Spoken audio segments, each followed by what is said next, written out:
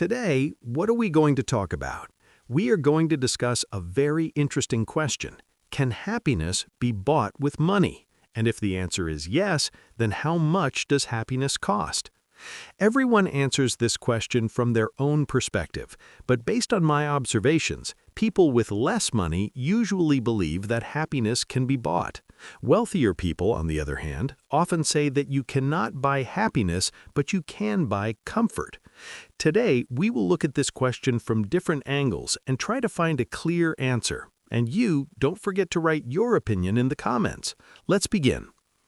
What is happiness from a biological point of view? From a biological perspective, happiness is connected to chemicals in the brain. One of the most important ones is dopamine. When dopamine is released, we feel good, motivated, and happy. But there is a problem. There is cheap dopamine and quality dopamine. Cheap dopamine comes from things like scrolling Instagram, watching YouTube or TikTok reels. It gives you short-term pleasure, but it doesn't last. After watching reels for hours, when you finally put your phone down, what do you feel? Usually, emptiness. Sometimes even regret.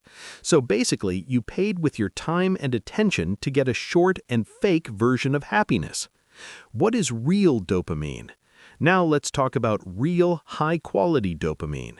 Imagine you win first place in the 100-meter race at the Olympics. You are the fastest person in the world. How would you feel? That is real happiness. Or a simple example.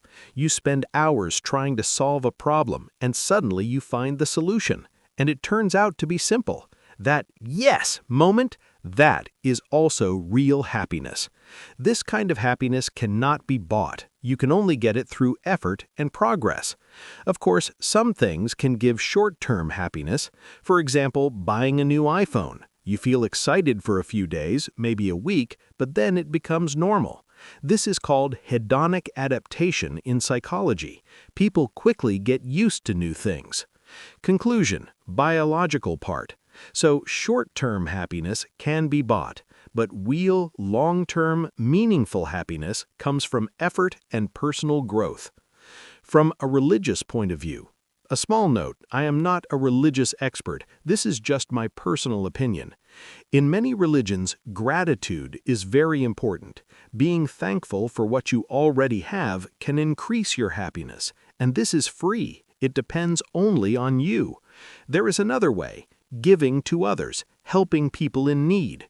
Interestingly, you use money here, but the result is inner happiness. If you have ever helped someone, you know that feeling. It is very special.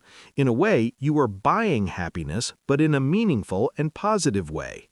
Another method, 50% money, 50% effort. There is one more method that I personally use a lot. It is the feeling of being useful to others. For example, I use my financial and technical knowledge to help people. This gives me a strong sense of satisfaction and happiness. As a bonus, I share videos on YouTube. If you like and subscribe, you also become part of this process. Physiological happiness. Now let's talk about physiological happiness. Maybe this is not a scientific term, but the idea is simple. It means having your basic needs covered. Food, water, shelter, and healthcare. If these needs are not met, a person cannot even think about happiness. They are focused on survival. And this type of happiness can almost 100% be supported by money. So ask yourself, how much money do I need to feel safe and stable every month? Psychological, relative happiness. Now, an interesting question. Imagine you have two options. Option 1, you earn $100,000 per year and people around you earn $80,000. Option 2, you earn $150,000 but people around you earn $200,000. Which one would you choose? Most people choose the first option. Why? Because it's not only about money, it's about comparison. Humans naturally compare themselves to others, and often we feel happier when we are doing better than people around us. So in this case, happiness is relative.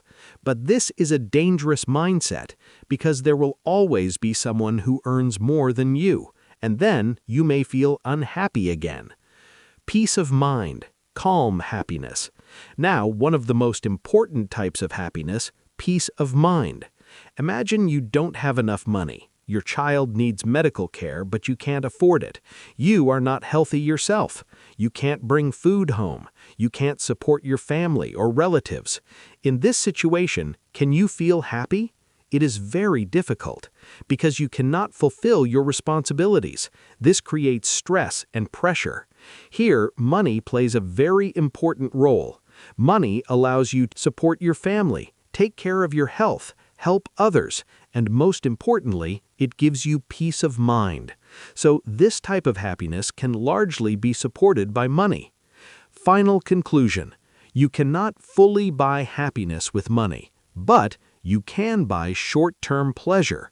You can buy basic security. You can buy peace of mind. However, real satisfaction, a sense of achievement, meaningful happiness come only through effort, growth, and helping others. If you found this video useful, don't forget to like and subscribe. And now, the most important question: do you think happiness can be bought with money?